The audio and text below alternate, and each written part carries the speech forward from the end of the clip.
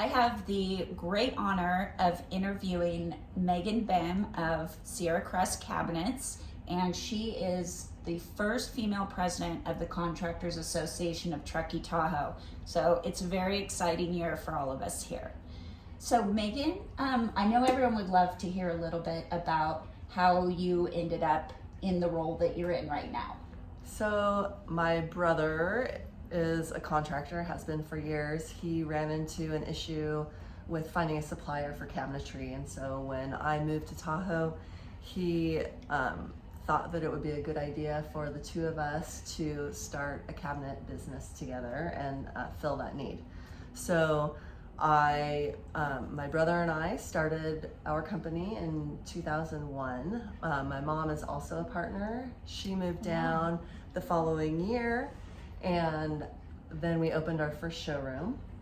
And so we have just evolved from there. I learned how to be a business person, learned everything I could learn about cabinetry, and learned how to deal with people and contractors specifically. My brother really helped me out a lot with learning the ins and outs of construction. I really had no experience with construction at all leading up to that. And so have you always been at this location here in? We've always been in Carnelian Bay. We opened our first showroom in 2002 down the street. We were there for a few months until that building was bought, and then we moved next door to that for a while until that space got bought out by somebody else and is now used for something else. So we moved into this showroom in, I believe, 2012, maybe 2013. But we've always been in Carnelian Bay. Oh, very nice. So it's really a family. It's kind of came out of your family and grown into a family business. Absolutely, yep. And now I currently run the business by myself. My mom retired in 2020, and so I've been here doing everything that needs to be done, but with support obviously from my family when needed, and my brother and my mom are both still stakeholders. So. Very nice. And so how did you get involved in CATT? So I became involved in CATT through another CATT member who I met elsewhere, but thought that it would be a good fit for me knowing what I do for business. And I had been thinking about ways to become involved with the industry after the economic downturn in the late 2000s.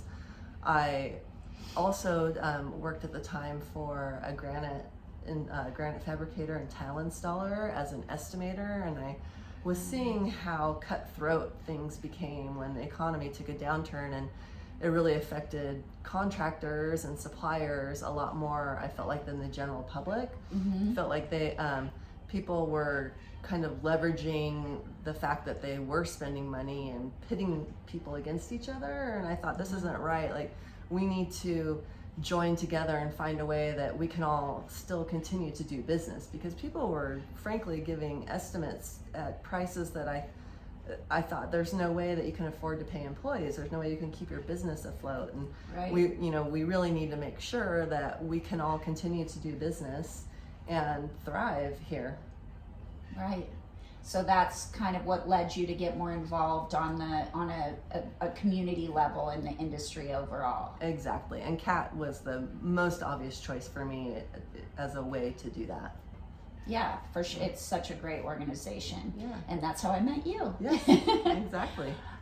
So, obviously construction's been a male-dominated industry, but that's why we're so excited to celebrate having our first female president, because there are more women getting into the industry. Yes. In your experience, what have been some of the biggest challenges for you being a woman? So I think the biggest challenge is running into people who are kind of old school in their belief that, you have to be a man to understand what is going on a job site and how things are done. I think that's been the biggest one. And, people who are reluctant to believe that you know what you're doing.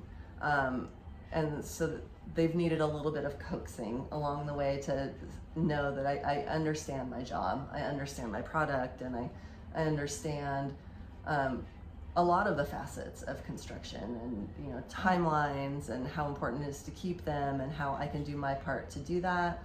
Also, how I can be supportive of them getting their job done on time and well. Right.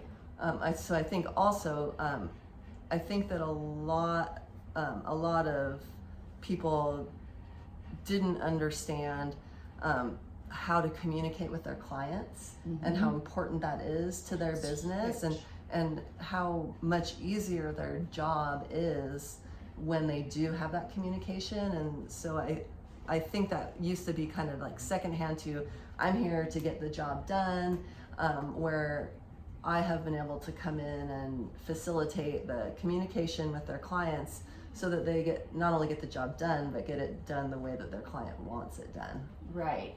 So would you say that's probably one of the benefits, or like what is that where you feel like being a woman in some cases has been really beneficial? Or I think so, yeah. I think communication is a big part of it. And I think just looking at things differently, you have to get a number of eyes on things, and Right. think about things in a number of different ways. And I do think that, having male and female counterparts helps with that, because we do think about things differently. Absolutely. Yeah. Absolutely.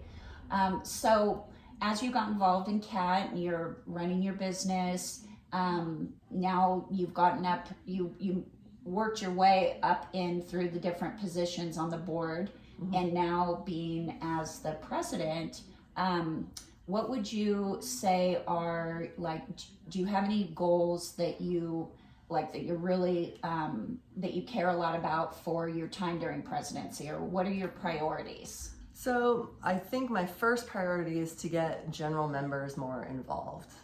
I think CATT will thrive when we know how we can help people, what they need help with. And I think that we as members can help each other so much, both as contractors, suppliers, etc., but also as business people.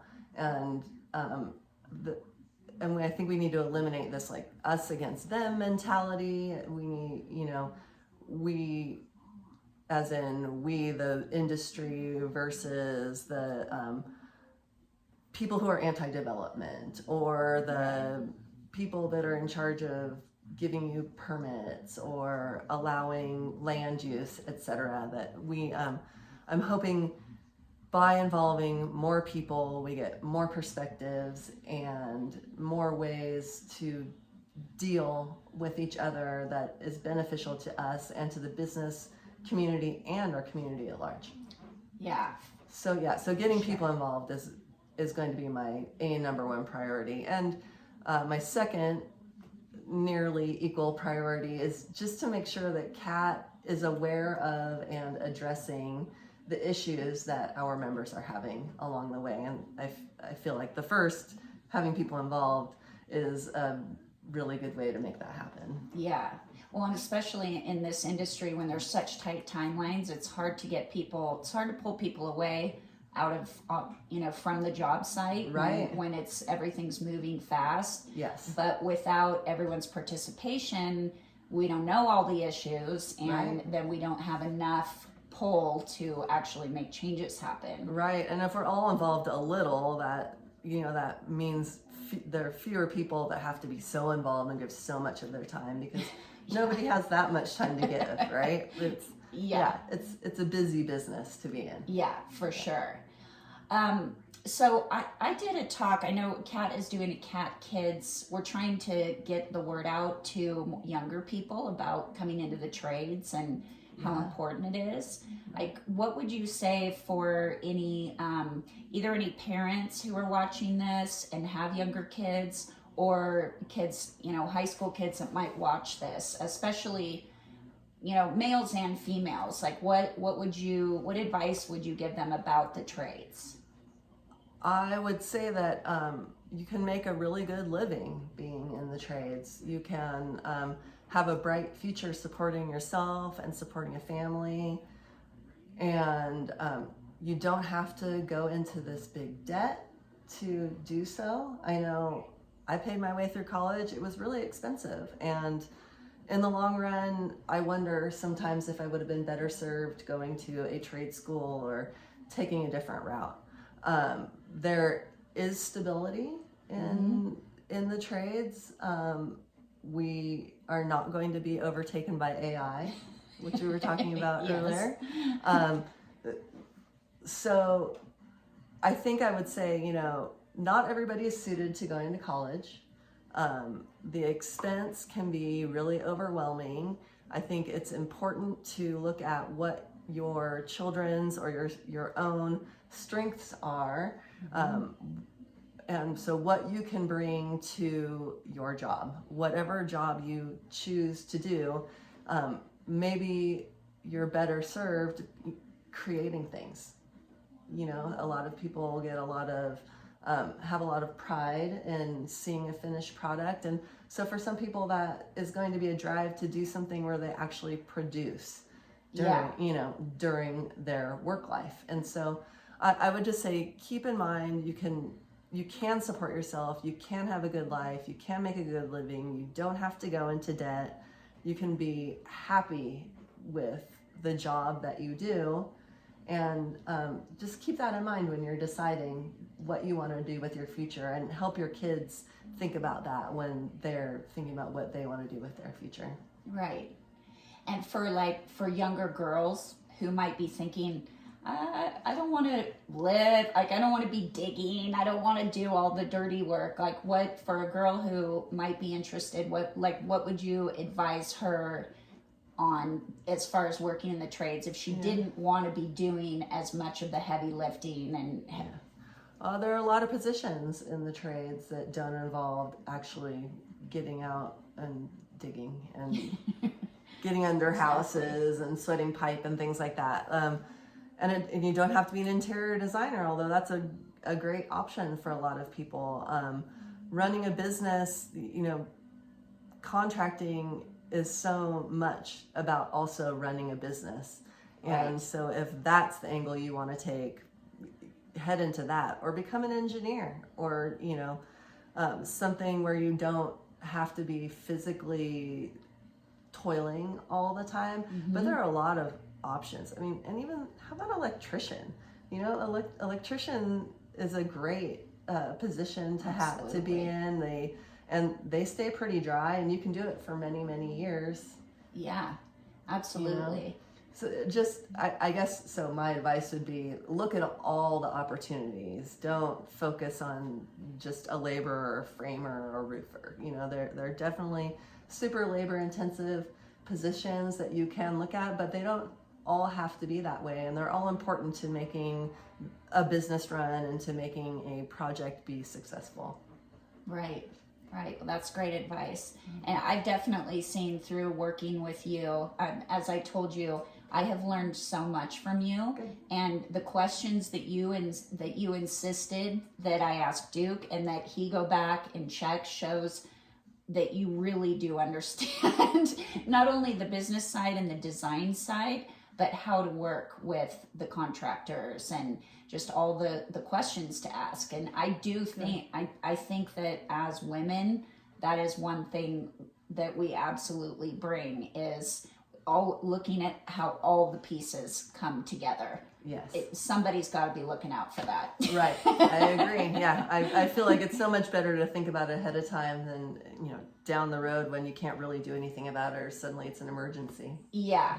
And people get quick to just go. And no, we're good. And then if you don't ask the right questions, then you end up there and things don't work. And then you've got a bunch of guys running around with even though they had the questions. So I really appreciate your experience. It's been great to work with you.